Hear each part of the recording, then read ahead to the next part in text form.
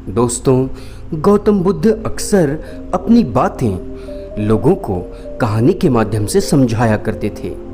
एक बार एक महान गुरु अपने शिष्यों को मन को वश में करने के तरीके समझा रहे थे।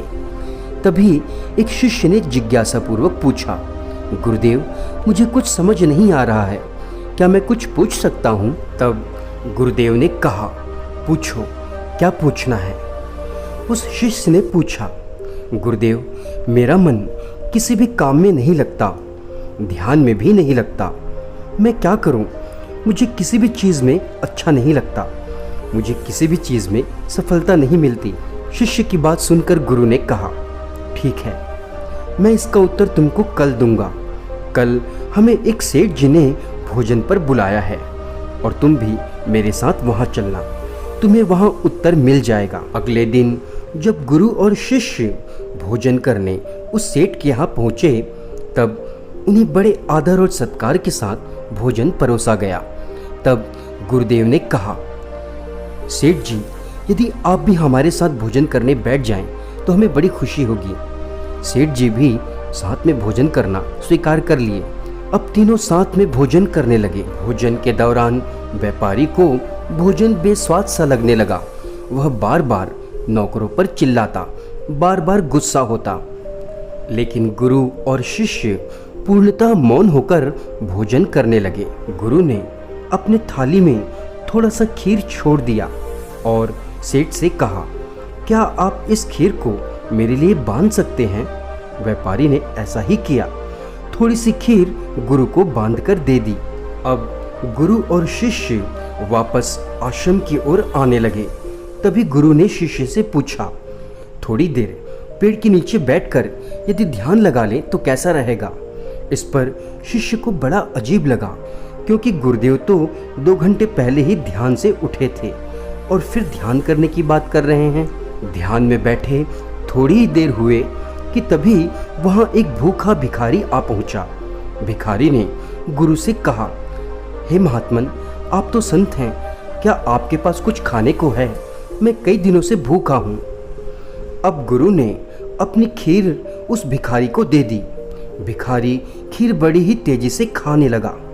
भिखारी इतना भूखा था कि खीर खा लेने के बाद भी वह बर्तन को जीभ से चाटने लगा। अब गुरु ने भिखारी से पूछा, तुमको खीर कैसी लगी? भिखारी ने कहा, मुझे बहुत स्वाद आया, मैं बहुत भूखा था, मेरा पेट तो भर गया, मैं तृप्त हो गया। तब गुरु ने आश्रम पहुंचकर शिष्य से पूछा, पुत्र, बताओ, तुमको सेठ के यहाँ भोजन कैसा लगा? इस पर शिष्य ने कहा, हाँ गुरुदेव, भोजन तो ठीक था, भोजन तो भोजन है, अच्छा ही रहता है। इस पर गुरु ने कहा, अच्छा बताओ, भोजन सेठ को कैसा लगा? तब शिष्य ने कहा, सेठ को भोजन बिल्कुल अच्छा नहीं लगा, वह तो बार बार नौकरों को चिल्ला भी रहा था, नाराज हो रहा था। अब गुरुदेव ने शिष्य से अगला प्रश्न पूछा, अच्छा पुत्र, बताओ, उस भिखारी को भोजन कैसा लगा? तभी शिष्य ने कहा, भिखारी तो भोजन बहुत चाव से खा रहा था, रस ले लेकर खा रहा था, वह तो बर्तन चाट चाट कर खा रहा था। तब गुरुदेव मुस्कुराने लगे। शिष्य ने गुरुदेव से पूछा, हे गुरुदेव, आप क्यों मुस्कुरा रहे हैं? तब गुरु ने कहा, देखो, यही तो मैं तुमको समझाना चाह रहा था कि भूख जितनी गहरी होती है उतना ही मन लगता है, उतना ही रस मिलने लगता है और मन तृप्त हो जाता है। तब शिष्य ने कहा, गुरुदेव, मैं कुछ समझा नहीं, कृपया विस्तार से बताएं। आगे गुरुदेव ने कहना शुरू किया, मेरे बच्चे, हमारा मन तो सिर्फ हमको भटकाता है, उसका तो काम ही भगाना है।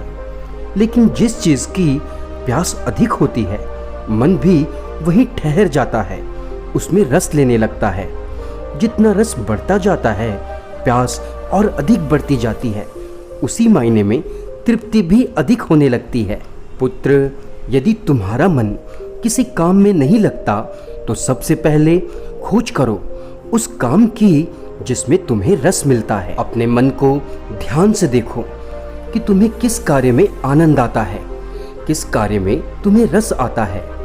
यदि ऐसा कोई कार्य तुम्हें मिल जाए जिस कार्य को करते समय तुम दुनिया को भूल जाओ, तुम्हें भूख प्यास और नींद किसी का ज्ञान नहीं रहता, यहाँ तक कि समय का भी भान नहीं रहता। यदि ऐसा कार्य तुम्हें मिल जाता है तो मान लेना कि तुम उसी कार्य के लिए बने हुए हो। यदि तुम इस कार्य में पूर्णतः सफल हो जाते हो तो तुम्हारा मन धीरे धीरे एकाग्र होने लगेगा, और एकाग्र मन से जिस भी काम को करोगे तुम्हें सफलता अवश्य मिलेगी।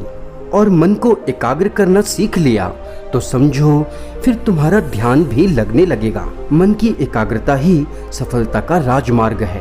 पहले अपने पसंदीदा कार्य को करते हुए मन को एकाग्र करना सीखो, और फिर उस कार्य में तल्लीनता लाओ, उस कार्य में खो जाओ। अपने पसंद के कार्य करने से तुम्हें उस कार्य में रस आने लगेगी और तुम्हारा मन खुद ही एकाग्र हो जाएगा। तुम्हारी एकाग्रता की क्षमता बढ़ती जाएगी। फिर तुम ध्यान करने में भी एकाग्र होने लगोगे। तुम्हें इसमें रस आने लगेगा, ध्यान में मन लगने लगेगा। दोस्तों, बुद्ध की शिक्षा यहीं पूरी हुई। दोस्तों, बुद्ध के उस शिष्य ने मन की एकाग्रता और सफलता का रहस्य तो पा लिया, लेकिन हम आज भी भटकते रहते हैं।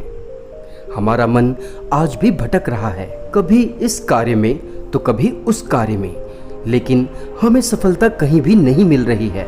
ऐसे में हमें भी बुद्ध की इन शिक्षाओं पर चलना पड़ेगा। हमें सबसे पहले अपने पसंद का कार्य खोजना चाहिए और फिर उसे पूरे मन से करना चाहिए। मन के एकाग्र होने पर हमें सफलता अवश्य ही मिलेगी।